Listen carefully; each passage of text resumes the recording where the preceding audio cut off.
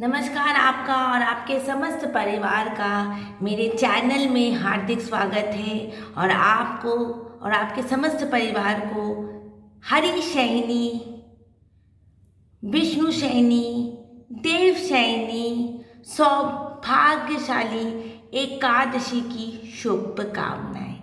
आज 17 जुलाई आषाढ़ मास की शुक्ल पक्ष की एकादशी, हरि शयनी, विष्णु शयनी, देव शयनी एकादशी।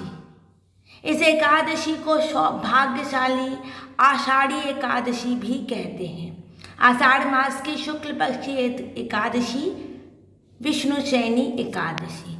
इस एकादशी के दिन से जगत के पालनहार श्री हरि विष्णु जी सिर सागर में निद्रा में चले, हरि शयनी से लेकर ये देव उठनी एकादशी तक विश्राम करते हैं और जगत का पालन देवों के देव महादेव को दे के चले जाते हैं।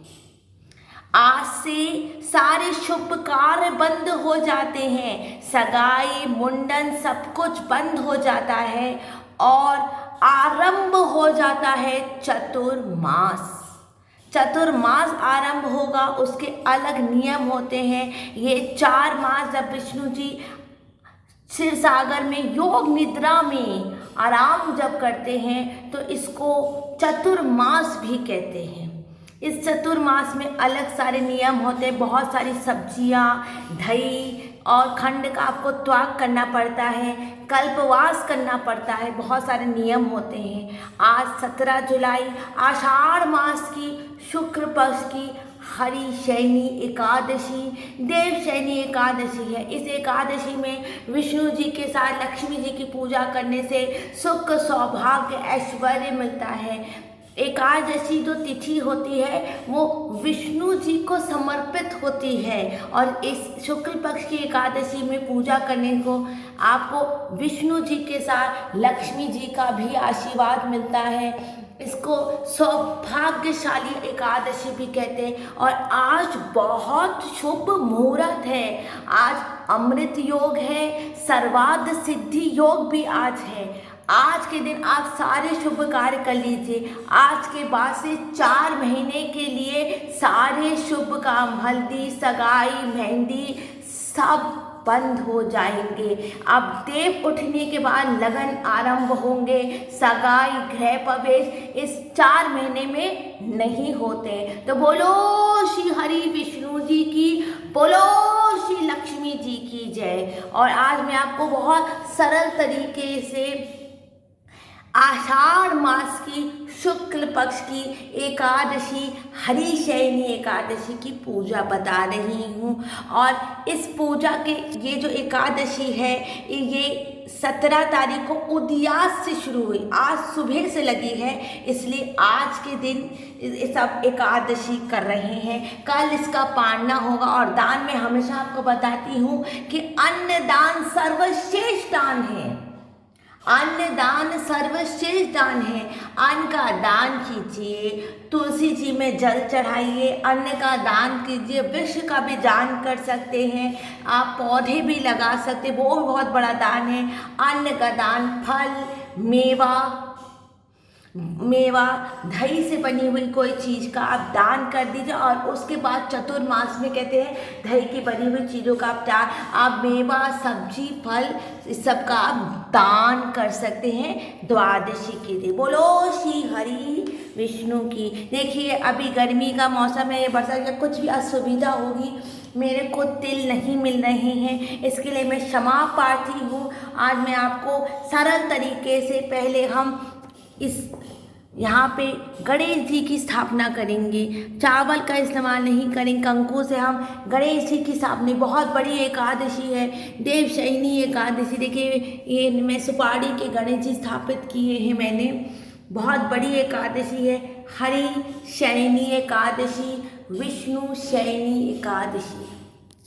हाथ में फूल लेकर संकल्प करेंगे कि आज हरि शयनी, विष्णु शयनी एकादशी है और आज मैं एकादशी की पूजा कर रही हूँ। समस्त परिवार गोत्र का नाम लेकर, जो घर में है, जो घर में नहीं है, उन सभी का नाम लेकर आज हम एकादशी की पूजा करेंगे। गोत्र का नाम लेकर हम एकादशी की पूजा करके एकादशी की कथा के ऊपर हम एक फूल को रखेंगे।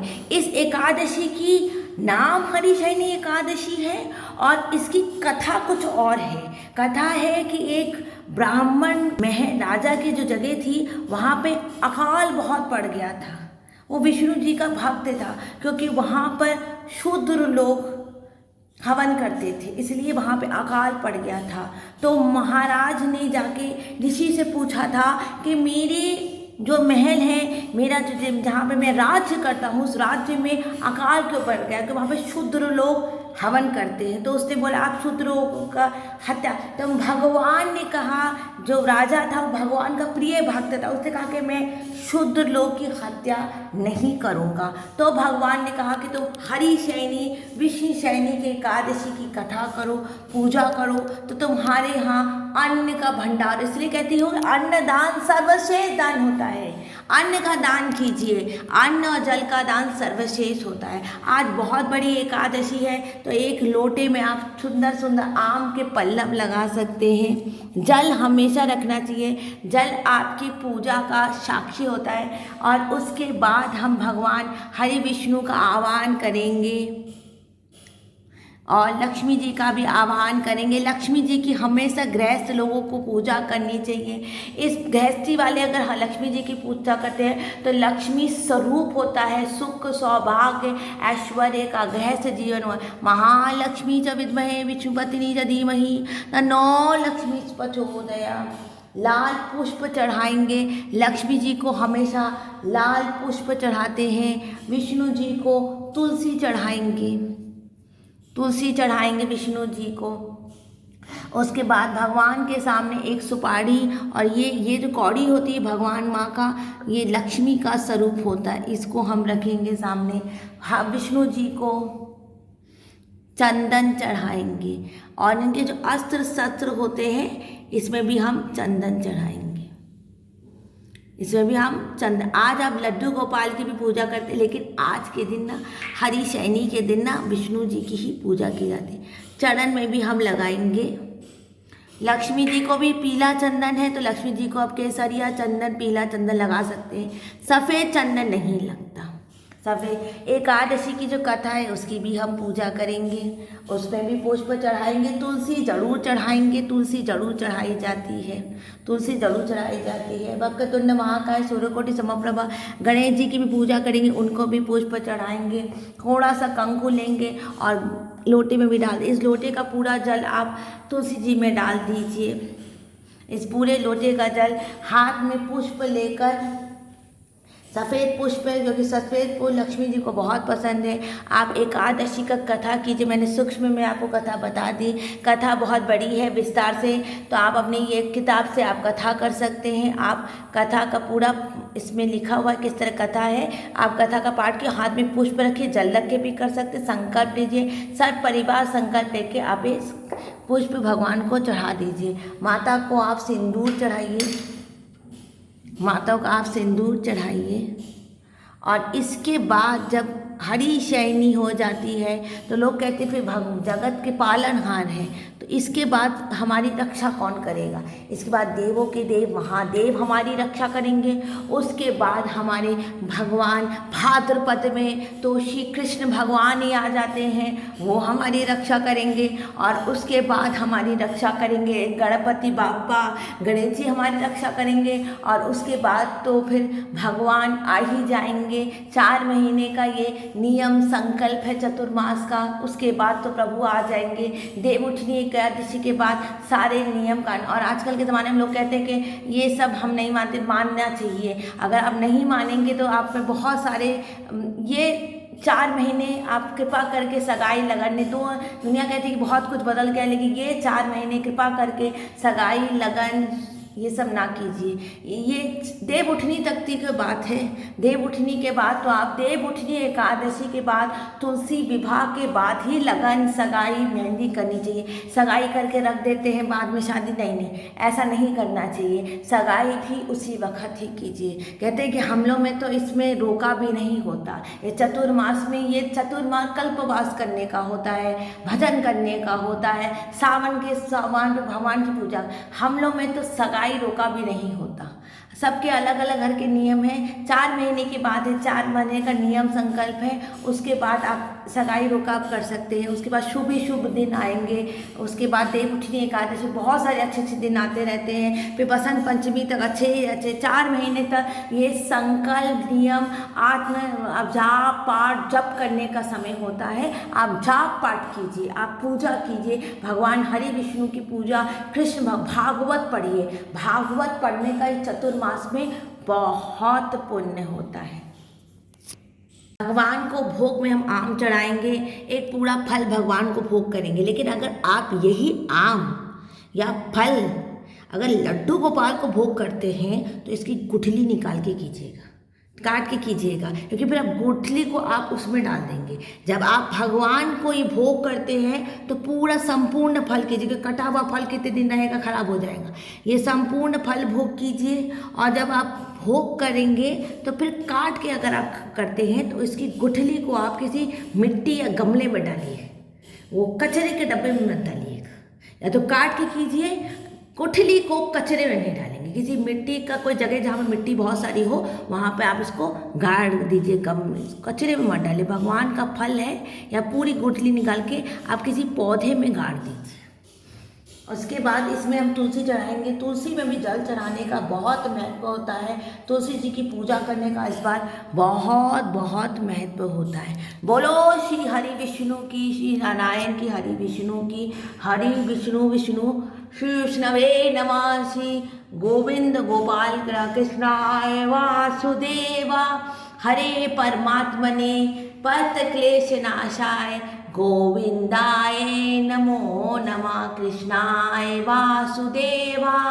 कहते हैं ये मंत्र 11 बार करने से घर से हर कलेश दूर हो जाता है। कृष्णाय वासुदेवा, हरे परमात्मने प्रत क्लेश नाशाय गोविंदाय नमः। श्री कृष्ण गोविंद, श्री हरि नम विष्णु, श्री हरि अच्युतम केशवम राम नारायण कृष्णा दामोदर वासुदेव हरि, श्रीधरम माधवम गोपिका वल्लभ राधिका रामचंद्र हरे।